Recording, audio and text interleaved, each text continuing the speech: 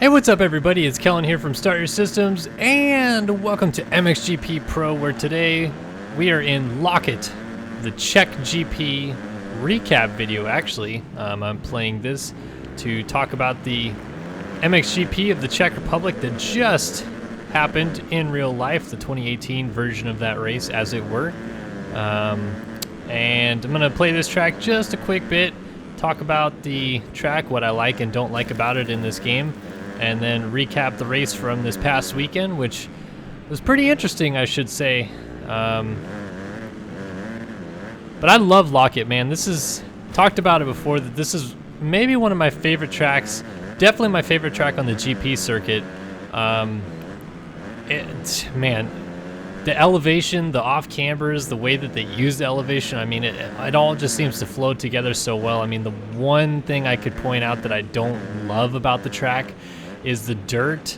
Seems like it gets a little too rough. Like maybe if they could, you know, get a couple skid steers up there, maybe chaw it up a little bit, I think it would make for like a perfect racetrack.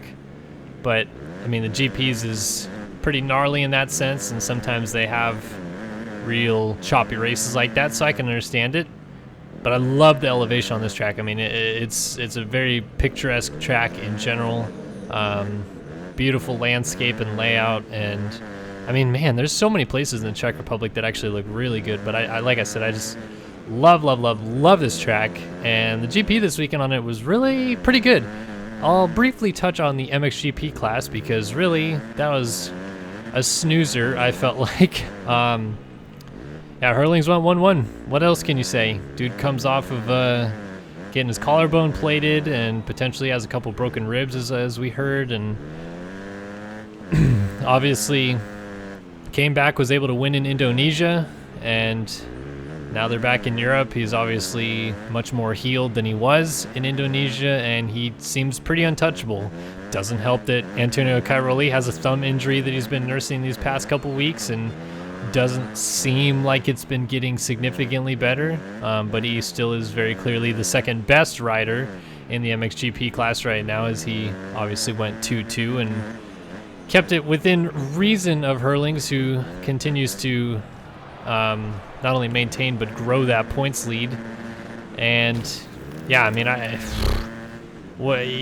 you're not going to beat Hurlings going forward, I think. I mean, Cairoli missed his opportunity to chaw away a bunch of points on him here because, you know, Hurlings got hurt, and then it just so happened Tony got hurt as well, and it's really, you know, going to kind of ruin his chance at a world title here, I think, because if he was able to go 1-1-1-1-1 in Indonesia, and then, you know, maybe even steal a win or two here in the Czech Republic, I mean, it puts a lot of pressure on Hurlings coming down the stretch to start really clicking off race wins. But now that Cairoli's been hurt and Hurlings looks like he's just kind of making it work with his injuries and not having many problems with that, I just don't see how you can bet against the guy from here going forward.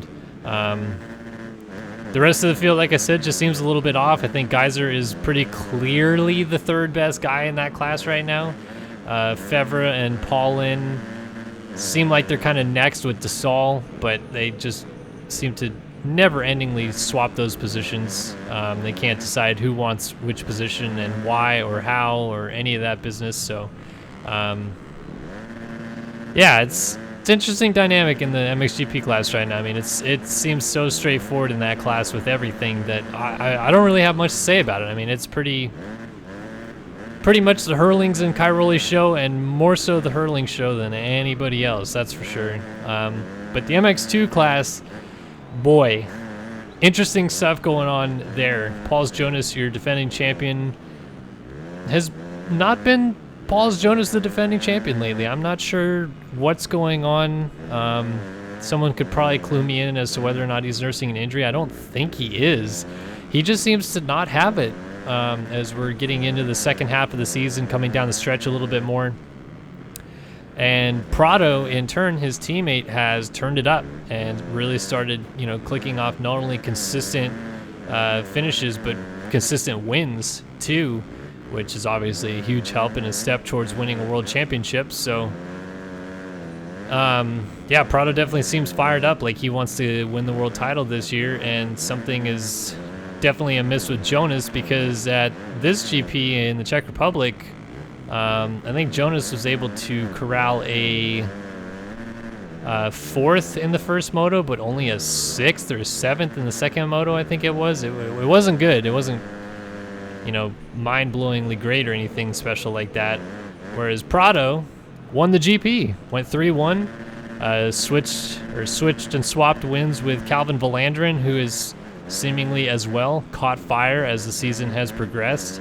Not sure whether or not it's just because Volandrin's fully healthy now, or maybe the confidence of winning that first GP in Indonesia has really kind of, pushed him forward or whatnot. But I mean, he's looked really good. I mean, the way that he came forward and won that first moto this past weekend in Loket was impressive, I would say. I mean, you don't do that unless you're, feeling good on the bike and confident about your abilities to get through the field like that with, the potential championship leader in Prado ahead of you, and then the race leader Covington ahead of you as well. And poor old Covington goes 2-2, but ends up getting snubbed and finishes in third. So pretty good ride from Covington this past week, and I decided to ride with him because he seemingly has picked it up recently. And of course, it's kind of big news with Covington. I don't know how many people have been paying much attention to GPs and AMA news in general, but Covington's coming stateside next year. He is going to be replacing the outgoing Zach Osborne on the 250 for the Rockstar Husqvarna team in the United States. Osborne is moving up to the 450 team for Rockstar Husky alongside championship-winning teammate Jason Anderson.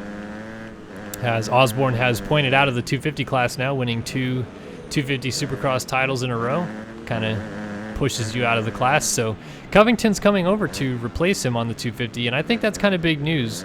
I feel like some people will probably write Covington off as he's not been a world champion in the GPs, and I feel like people tend to think that Jonas, Prado, the rest of these guys are kind of not the same level as the American riders. But I don't know.